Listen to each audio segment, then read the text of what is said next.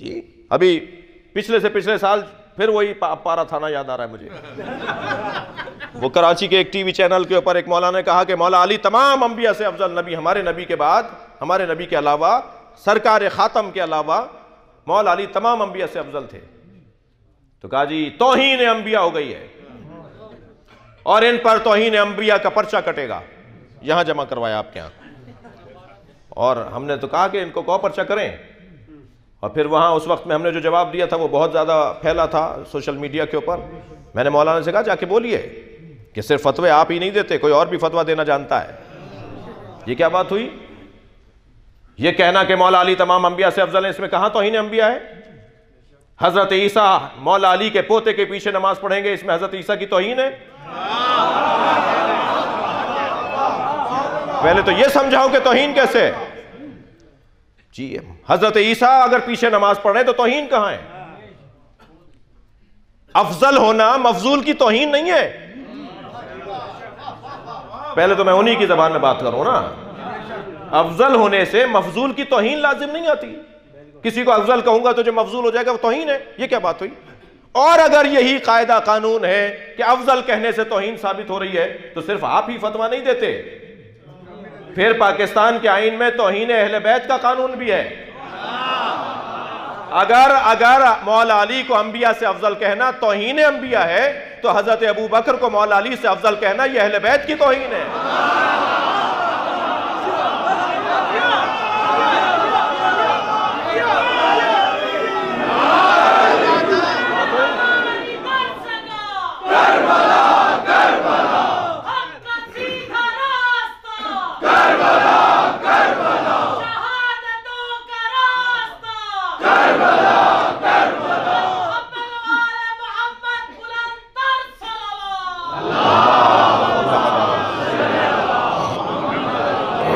जी बात दलील से होनी चाहिए, या दलील दो या दलील लो। और उसके बाद जब बहस मुबाहिसा तकरार जिद्दियत तो फिर गैब से मदद। और गैब से मदद मांगने के लिए अल्लाह का वही बंदा अल्लाह से मदद तलब कर सकता है, मंगवा सकता है। तलब तो हम सब करते हैं, मंगवा वो सकता है कि जिसके पास अल्लाह का कुर्ब हासिल हो, कुर्ब इलाही हासिल हो। जी या आली मदद मैं बोलता हूँ, चाह रहे हैं कि मैं एक दलील दे दूँ। या आली मदद मैं बोलता हूँ, यानी हम बोलते हैं, आप बोलते हैं, हम सब बोलते हैं, और जो नहीं बोलते उन्हें बुलवाना भी जानते हैं। मैं मक्के में हरम इलाही से अपने होटल की तरफ जा रहा था हुजूर, तो दो मिस्री बराबर से गुजरे। इसी हुलिये में रहता हूँ, अहले बैत के मकतब का नौकर हूँ, आप सब का नौकर हूँ, आप सब का नौकर हूँ। और कोई इतनी मोटी किताब तैयार हो जाएगी जो सफ़रों में मुलाकातों में गुफ्तगू हुई है ना, जो कोई ना कोई बराबर में तो ज़रूर बैठता है। जी खड़ा होता है, बैठता है, चलता फिरता एयरपोर्ट्स पर।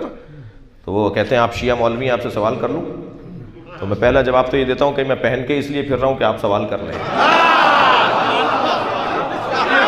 हम हमारे बारे में खुद से फैसले करते हैं, हमसे नहीं पूछते।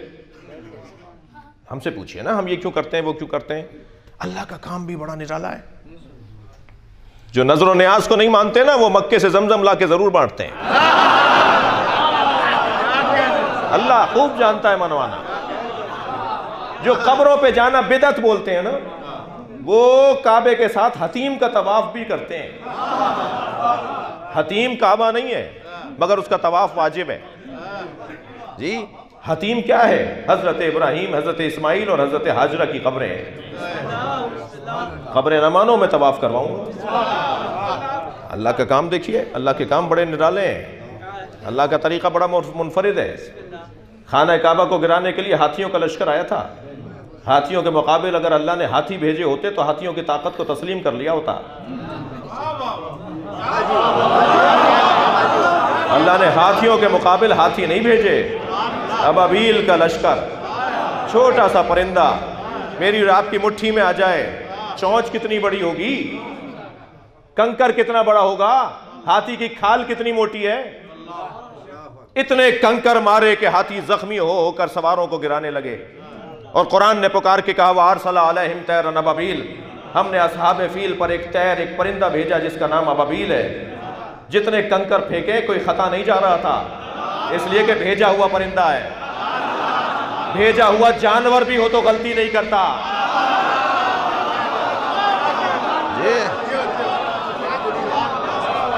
दिल खोल के, उच्चा बोल के अपनी पैदा करने वाली माँ को गार्ड ऑफ ऑनर पेश करके उच्चा माशाअल्लाह माशाअल्लाह। मैं जो काम कर रहा हूं, आप जो काम, हम बताएंगे ना हम क्या कर रहे हैं, क्यों कर रहे हैं, क्यों कर रहे हैं। भाई बच्चों को काट के खिला रहे हैं, तो कोई एक तो रावलपिंडी का बच्चा गुम होता। शिया हजरात बच्चों को ज़िबा करके गोश्त पकाते हैं, तो कोई एक बच्चा तो गुम होता रावलपिंडी में। आज तक कोई FIR कटी कि मुहर्रम आए 4 बच्चे गुम हो गए। क्या बातें कर रहे हो, पुरानी बातें, घिसी पिटी बातें, जाहिलाना गुफ्तगू। अब दौर बदल गया, अभी तुम्हारी बातें चलने वाली नहीं है। अब ये बात नहीं चलेगी कि मजलिस में ना जाना, न्याज खाना बिदअत है। नहीं, रंग बदल गया है, मुस्तकबिल तशय्यो का है। कल हमारा है। दलील से बात करो तो जिंदा रहोगे, दलील से बात नहीं करोगे तो मिट जाओगे। 1.5 मुल्क से ज्यादा नहीं है 56 ममालिक के अंदर हम लोग, सिर्फ 1.5 मुल्क हैं हम पूरी 56 इस्लामी ममालिक के अंदर, मगर 1.5 मुल्क 56 ममालिक पर हाकिम है। एक जलाल, एक रोब, एक किरदार। ये कैसे हो रहा है? ये अहले बैत की वजह से हो रहा है। ये हम उनसे जुड़े हुए हैं कि जो हमें इज्जत अता कर रहे हैं, और अल्लाह ने तय कर रखा है कि इज्जत बेनामे अहले बैत है। जो भी इनसे जुड़ेगा साहिब इज्जत होता चला जाएगा। दलील से बात करो। ये क्या बात हुई कि नहीं जाना, नहीं सुनना, आलम को देखोगे तो निकाह बातिल हो जाएगा जी। अगर अहले सुन्नत के पीछे नमाज पढ़ लें तो अब सवाल हो रहा है कि वो जिसने नमाज पढ़ाई है उसकी नमाज भी ठीक है या नहीं। तो माकूल बनो भाई जी। लाहौर में एक मंजर बना ना, एक अहले सुन्नत के आलिम ने आगे पढ़ के नमाज पढ़ाई, पीछे सुन्नी शिया भी और सुन्नी भी खड़े थे। तो अब उन पर एतराज हो रहा है कि आपकी नमाज बातिल हो गई क्योंकि शिया पीछे पढ़ रहे थे। माकूल बनो। मैं आपसे कह रहा हूं अपने बच्चों को, दोस्तों को अपने साथ, अव्वल तो हर जवान मेरा अपने साथ एक सुन्नी भाई को जरूर लाया करें। जब तक इन्हें इस घड़े से पानी नहीं पिलाओगे इनका जायका नहीं बदलेगा। और ये कोई कारनामा नहीं है कि खुद न्याज पकाई और खुद खा ली। उन्हें खिलाइए जो नहीं खाते। 2 दफा लौटाएंगे ना तो नाराज ना होइएगा। ये आपका और उसका मसला नहीं है, उसका और हुसैन का मसला है। यकीन जानिए कुछ मुद्दत के बाद वहां से पैगाम आएगा कि हम भी न्याज बनाते हैं। इतनी सी टैबलेट मेरे सर का दर्द दूर कर देती है, हुसैन की न्याज असर नहीं करेगी। जो हलक से लुक़मा उतरता है इसका असर है। वसअत क़ल्बी के साथ, सिया सदर के साथ, अजीज़ों और जानों भाइयों के साथ रहते हुए। आयतुल्लाह सिस्तानी फरमाते हैं सुन्नी हमारे भाई नहीं है, सुन्नियों को भाई नहीं कहो, सुन्नी हमारी जान है। सुन्नियों के साथ हम रहते हैं, सुन्नियों के साथ हमारी दोस्तियां हैं, ताल्लुकात हैं, स्कूल कॉलेज इदारों में हम सब साथ साथ हैं, महल्ले गली कूचों में हम साथ हैं। ये कहकर जान नहीं छुटेगी कि वो चाइना वाले सांप बिच्छू और चिमगादड़ का सूप और कुत्ते बिल्ली खा रहे हैं तो वो कोरोना वायरस का शिकार हो गए। खाया किसी और ने था, बीमारी तो आपको भी लगने को है ना। अब समझ में आया कि हुसैन को कत्ल करने वाला भी जहन्नुमी है, खामोश रहने वाला भी जहन्नुमी है। बुराइयों के खिलाफ चलिए। सलवात पढ़े मोहम्मद व आले मोहम्मद।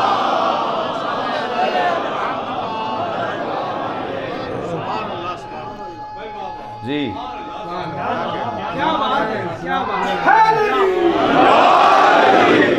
अब वो तो गैर मुस्लिम है, वो कुत्ते बिल्ली खाते हैं, तो हमारा क्या मतलब? नहीं, हमारा मतलब अब बन रहा है ना, हमारा मतलब बन रहा है। और अजीब बात है, पैगाम आ गया वहां पर, वहां की अदालत ने फैसला सुना दिया जिसको ये वायरस लगाया उसे मार दो। जी मार दो, हजारों आदमियों को मार रहे हैं वो जी। अब ये कहकर मैं जान नहीं छुड़ा सकता कि जी वो तो शरीयत को नहीं मानते। नहीं, शरीयत का मुखातिब इंसान है, मुसलमान नहीं है।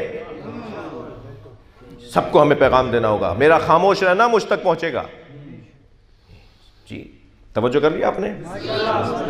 तो बुलाइए, इनसे बात कीजिए, इनसे गुफ्तगू कीजिए। और अल्हम्दुलिल्लाह गुफ्तगू की जो कैफियत है वो बेहतरी की तरफ है। लोग समझने के मरहले में दाखिल हो रहे हैं। कल से आज बेहतर है हमारा, माजी से हम आज बेहतर हैं और मुस्तकबिल और बेहतर होगा और आगे बेहतरी की तरफ हैं। जालिम का आज होता है, मजलूम का कल होता है। अपने कल की तैयारी करनी है और कल की बुनियाद पर ही तो हम मजलिसों में बैठे हैं। नमाज पढ़ते हैं कल की उम्मीद पर, रोज़ा रखते हैं कल की उम्मीद पर, हज करते हैं कल की उम्मीद पर। जी, सब जमा होकर बैठे हैं कल की उम्मीद पर। मजलिस में बैठे हैं कि खबर अच्छी हो जाए, मजलिस में आते हैं ताकि आखिरत अच्छी हो जाए। हम सब कल की उम्मीद पर हैं, हम सब कल को देख रहे हैं।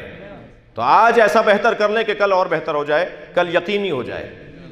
तवज्जो कर ली? कट हुज्जती अल्लाह को पसंद नहीं है। और फिर अब मुबाहिला होगा किरदार की बुनियाद पर। सदाकत किरदार को कहा जाता है, सच्चाई किरदार को कहा जाता है। मैं इन बच्चों और जवानों से कहूंगा, खबरदार झूठ बोलना छोड़ दो। वो अहले बैत का चाहने वाला ही नहीं है जो झूठ बोलता हो। मेरे पास अथॉरिटी नहीं है कि मैं इजाजतें देता फिरूं, लेकिन मैं बहुत धीमे लहजे में कह रहा हूं, नमाज नहीं पढ़ते आगे बढ़ो, रोजा नहीं रखते आगे बढ़ो। जी, हज पे नहीं गए, 20 साल से हज वाजिब है, देखते हैं, मगर झूठ बोलना छोड़ दो। सरकार की खिदमत में एक गुनहगार तरीन फर्द आया, या रसूलुल्लाह बुराइयों में घिरा हुआ हूं, सारी बुराइयां एक साथ नहीं छोड़ सकता, एक बुराई बता दीजिए जिसे छोड़ दूं, इससे ज्यादा नहीं कर सकता। हजरत ने फरमाया झूठ बोलना छोड़ दो, बस एक बुराई छोड़ दो, झूठ बोलना छोड़ दो। जी, दूसरे दिन चोरी करके निकला, सरकार ने फरमाया था रोजाना आना मेरे पास। दूसरे दिन चोरी करके निकला, रास्ते में एक आदमी पर थप्पड़ मारा, चलते हुए एक आदमी को तकलीफ दी, आगे बढ़ा कहा, रसूल ने पूछ लिया कि आज तुमने क्या किया है, और मैंने कहा कि मैंने कुछ नहीं किया, तो झूठ बोलूंगा? नबी ने तो कहा सच बोलो। दूसरे दिन फिर वो गुनाह 3 और कम हो गए, चौथे दिन और कम हो गए। एक हफ्ते में नबी की खिदमत में आके कहा झूठ नहीं छोड़ा, सारी बुराइयां छूट गई। अहले बैत का चाहने वाला झूठ नहीं बोलता। जी, जो सच्चों का नारा लगाता हो कि हम सच्चों के दरवाजे पर हैं, वो झूठ बोले। मैं इन बच्चों और जवानों से कह रहा हूं, अगर इस शायद 1-1.5 हज़ार आदमी इस वक्त यहां पर मजलिस में है, शायद ज्यादा हो, अगर 5 बच्चों ने भी इमाम हुसैन से वादा कर लिया कि आज मैं आपकी मजलिस में वादा करके जा रहा हूं, अब झूठ नहीं बोलूंगा, तो कितना खुश होंगी सैयदा। इसलिए